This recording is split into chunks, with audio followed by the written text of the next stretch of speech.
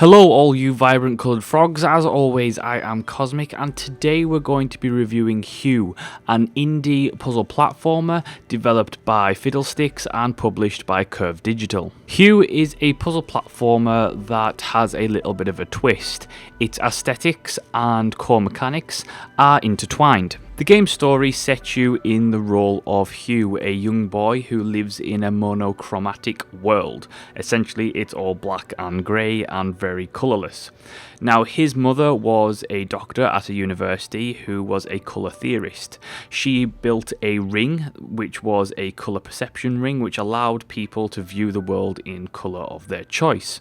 Now, the mysterious Dr. Grey, who was a research assistant of Anne's, essentially betrayed her, and she was put into a colour void. Essentially, she turned into a colour that no one can perceive.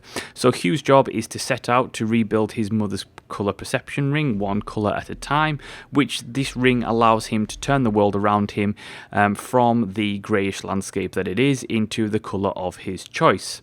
However, the mysterious Dr. Grey is moving against him and plans to plunge the world into darkness. So it's all jolly good stuff. Now, what I said before about the aesthetics and mechanics intertwining works from the colouring itself. Essentially, the biggest, I would say, selling point of this game and the biggest innovation point of this game is, of course, that fact. You essentially change the colour of the game's background, and this has a direct effect on many different things. So, for example, much of the world is colour coded, so there's platforms that have certain colours, or there's barriers that have certain colours, or there's enemies that have certain colours, and if you change into that colour, they will disappear. So purple gets rid of purple, blue gets rid of blue, pink gets rid of pink, and so forth and so on.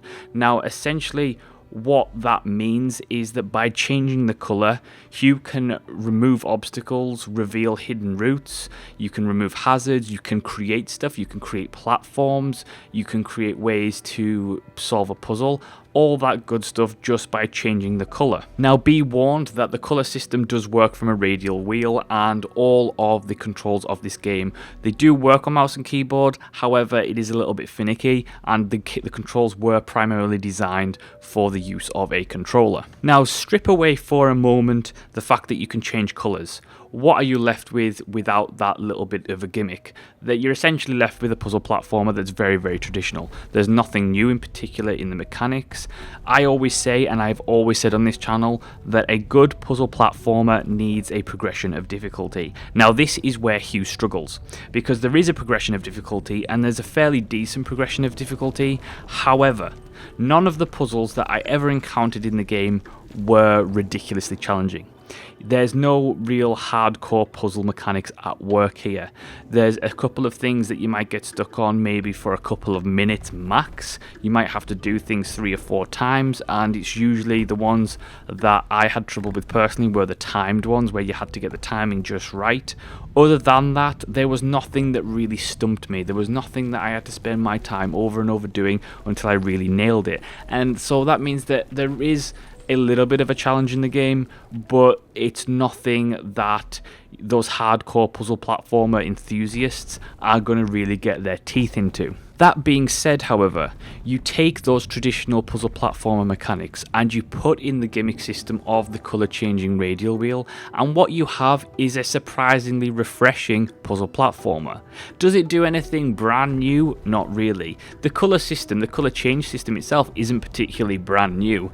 There have been other games that have done similar things before, like changing light to dark, etc, etc. But this is vibrant, it's fun, and ultimately it's packed full of character and charm. Now, the story itself does help the game go along, and it does keep you somewhat interested. This is really helped by the fact that the game is fully voice acted, which means that every now and again, as Hue, you'll find letters on the floor, and these are messages from Anne, your mother, and that character is fully voiced by Anne Acton, and there is also the voice acting of Matthew Wade in there. And this really helps create a really fun and almost dark, ominous atmosphere throughout the game. That is is also helped by the fact that the game has over 30 original musical tracks to score the entire thing. Now, people who watch my channel will know the fact that I don't like puzzle platformers, and puzzle platformers, to be good for me, have to do something unique. They have to have a certain something about them. Hue does a good job of that, I feel. I didn't feel like it was too chorish going through it. Yes, there were some mechanics I don't like that unfortunately are just inherent to the genre itself. Nothing about Hue was particularly negative in any way. The game ran really well. It was nice and vibrant. I thought that the colored radial system worked really well. I liked how they really invoked almost and intertwined that very simple idea of changing colors into nearly every puzzle in the game. Regardless of what kind of puzzle it was, there was always something to do with the color system in there.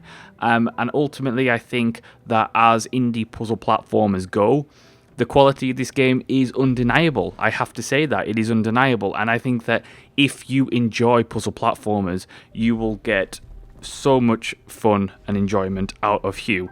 I think that people who don't tend to enjoy puzzle platformers might get some enjoyment out of it as well.